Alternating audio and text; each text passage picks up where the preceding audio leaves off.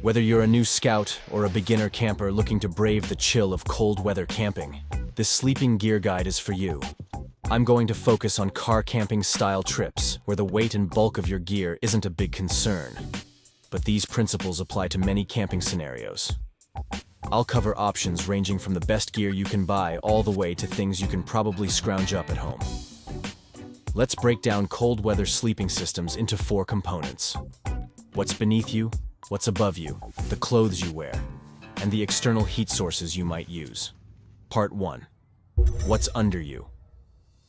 A sleeping pad is typically what separates you from the ground. A solid cold ground saps heat much more quickly than cold air, and sleeping pads are your defense against heat loss into the ground. Their insulation capacity is measured by R values. R values can be added together, so you can put a 2 R value sleeping pad on top of a 1 R value sleeping pad to get a total R value of 3. To get technical for a moment, top brands follow a standard way to measure sleeping pad R values known as ASTM F3340-18. This table, link in the description, shows you how R values under that standard correspond to temperatures. Due to lower body mass, females should generally go 1 R value higher, and younger campers might need to go up even more. So, for example, if camping in Wisconsin's coldest season, where the average lows get down to the single digits, an adult male would want an R value of at least 5, an adult female 6, and a smaller youth 7 or higher. Other companies calculate R values differently, so it's hard to make direct comparisons. For sleeping pads from lesser-known brands, it's best to test them out beforehand. But if you can't, are on the side of caution and bring more padding than you think you need. That's not to say that these other pads don't work. As a youth scout, I used a cheap foam pad from Kmart in all sorts of conditions, and it worked well enough that I didn't replace it until I was an adult. If you're feeling crafty, a simple and affordable DIY option is creating a pad out of double reflective insulation from brands like Reflectix or Everbuilt. Simply buy a 24-inch wide roll and cut it to your desired sleeping pad length. Each layer will add an R value of about 1.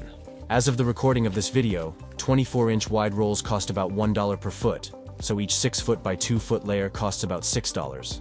Layer a few to boost your R value. If you're on a budget or don't have time to get another option, you can just use what you have at home. Blankets and even cardboard can act as makeshift sleeping pads. If using blankets, stick with blankets that compress less under your weight and try to get at least an inch of padding below you after they've been compressed by your weight. Do not bring the massive air mattress that visitors use at your house on a cold weather camping trip. Your body will never heat up the large volume of air in the mattress.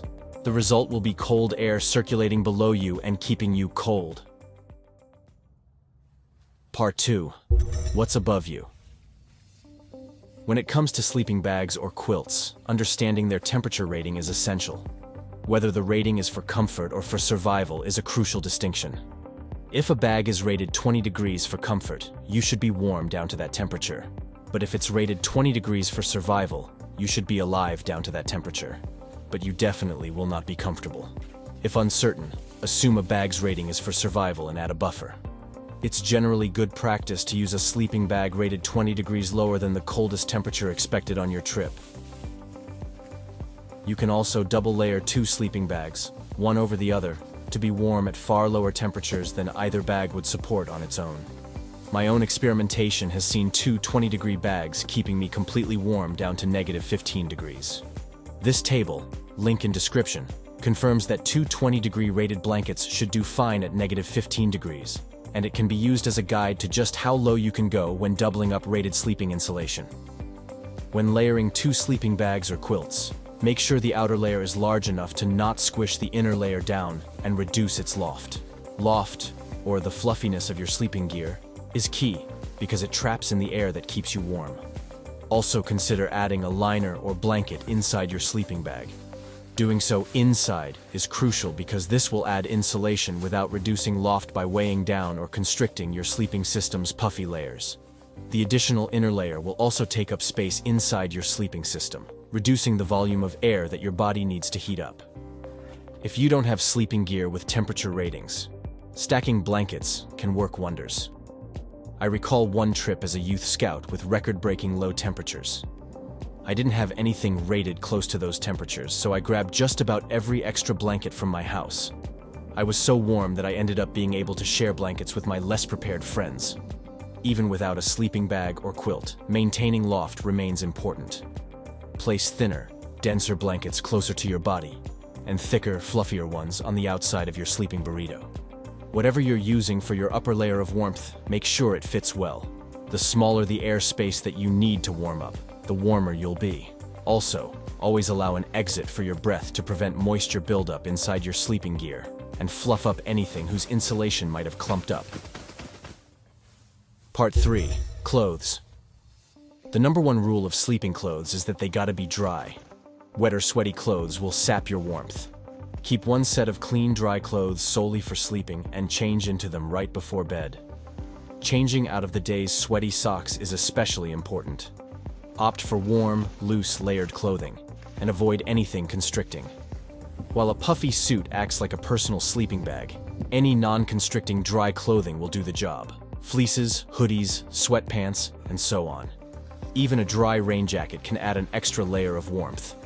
Feet can get cold quickly, but camping booties or even just your warm, fuzzy bunny slippers from home can go a long way in keeping them toasty. Covering your head and ears with a beanie, neck gaiter, or hood, or a combination, can help retain a lot of body heat. Part 4. External heat sources. Water bottles filled with hot water can be game changers on chilly nights.